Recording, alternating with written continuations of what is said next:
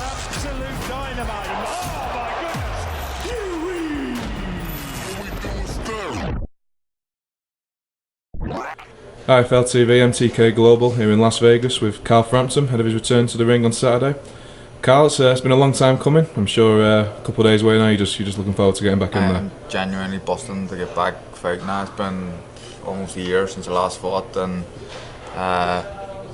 wasn't the best year for me in terms of my career. But I'm looking to finish this year on a high, and hopefully, the carrot's dangling there in front of me of a possible world title fight at 130. So I'm for this one, looking forward to it. What's fight week been like this week? So it's been a bit of a strange one, with no sort of presser weigh-in, presser workout. Have you enjoyed it? Brilliant for me. Like you're not kind of dictated by times of doing things. You can just go with the flow and do what you want. The last training session I had was Monday morning. I've been walking around, obviously making the weight, so the food consumption isn't great. But I'm nice and relaxed and just seeing the sights of Las Vegas, walking up and down the strip. Burning a few calories, but it's been a lot more relaxing. Tyler McCREARY, the opponent this weekend, a young, hungry fighter, unbeaten, so I'm sure he'll be coming all guns blazing to win. I think so, and I think that anything that I've seen online from him, probably not the best he can produce. When people like him at this stage of his career that he's at, not relatively unknown, when they get an opportunity to fight someone to kind of shoot their name up the rankings and become big stars, he becomes a big name if he beats me. So he may overperform and perform better than anything I've seen yet. So that's what I'm expecting, and I've been preparing like that. I've been preparing for a tough fight, and I've seen some stuff where he's saying that I'm taking my eye off the ball and looking to future fights. But I'm not. People ask me a question about future fights and I answer it, but he's the only guy I've been thinking about, and I know that I have to beat him or all the rest of that just disappears. So up for this one, pressure's on, but I feel like I can perform under the pressure. Yeah, you've been out here nearly 3 weeks now, down the UFC PI, the top ranked gym. How have you found the last few weeks out here? Unreal, I've loved it. It's 3 weeks today actually I've been out, so everyone's looked after us down at the UFC. It's a fantastic facility. Like nothing I've ever seen before. All the staff are very friendly, all the athletes are very friendly, and they've just everything we needed. We've got Top Rank as well. This is going to be my first official fight with Top Rank. Obviously, the one in Philadelphia never came off, but the Top Rank team are very, very professional. Everything's run very smoothly. So I'm just looking forward to a smooth run to the fight and getting a big win. Speaking to JAMEL earlier this week, obviously a disappointment that the Philly fight did fall through, but he feels you're in a much better place heading into this fight now than you would have been for that Philly one. Yeah, everyone says it, don't they? Every camp's been the best camp, blah blah. But I think obviously with his hand, I've had to be careful with it and be cautious around sparring and when I started to spar. So I waited until I got the all clear from the specialist before I actually started hitting anything solid. Doing a lot of stuff on the paddles for a long time, and I feel like my last spar out here, I've done 10 rounds with 2 guys. In the 10th round, I was forcing the pace and pushing the sparring partner back and kind of outworking him, which I put down probably the reduced rounds of sparring. My body's fresher and I'm just feeling good and fit and strong. So I think I'm physically and mentally where I need to be. Yeah, we've heard you say in the past, a few years back, you felt you were doing too many rounds sparring, so plus there's a continuation of that, this reduced rounds, it can only maybe benefit you. I think so, and you look at fighters over the years when they reach kind of a certain age. Like, I know how to fight, you know what I mean? I need rounds for sharpness and tactics and to work on things. I don't need to be doing. I've got a built-in engine that can fight for 12 rounds. I don't need to be doing hundreds of rounds sparring anymore. Bernard Hopkins, prime example. I don't even think he did spar towards the end. Done a lot of shadow boxing and a lot of school sparring and stuff. So I like the spar still, but it's a lot less than I used to. 220 rounds I've done for a camp before, which is insane. But I enjoy it. Still enjoy sparring, but it's definitely dropped the number of rounds.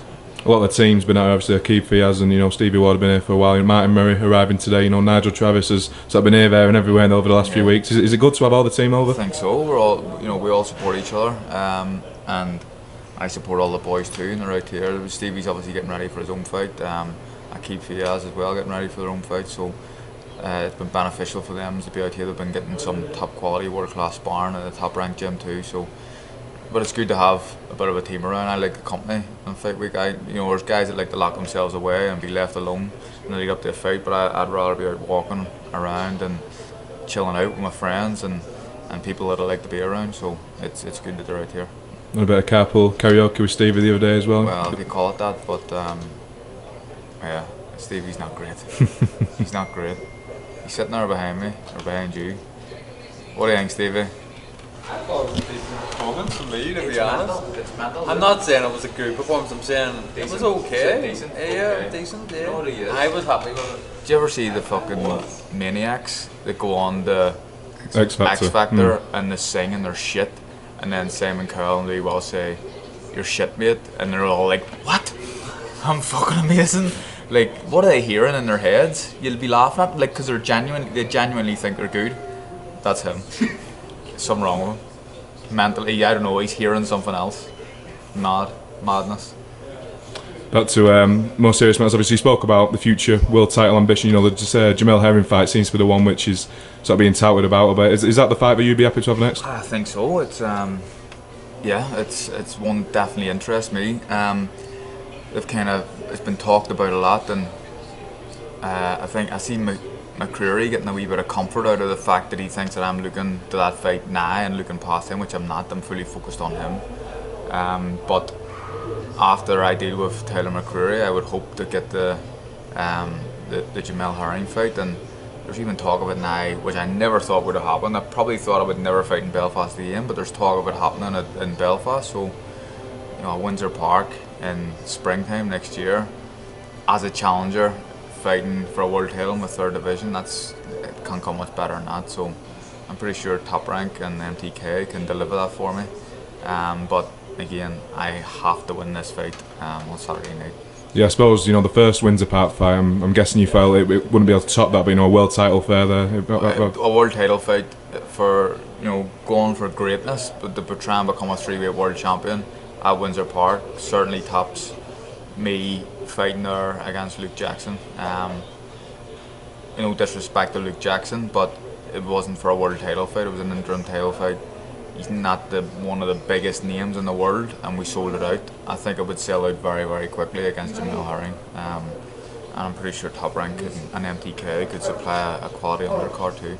In terms of the future, do you sort of see the rest of the career at Super Feather, or those fights at Feather, can they still be there as well? The option was if that's why this fight's at 128, so it was giving me the option to go up or down. I think if I had it settled in there at 130, it would have been difficult to get back down to 126. But the talk sounds like 130, and that's what I want to do. Just turn the camera around there quickly.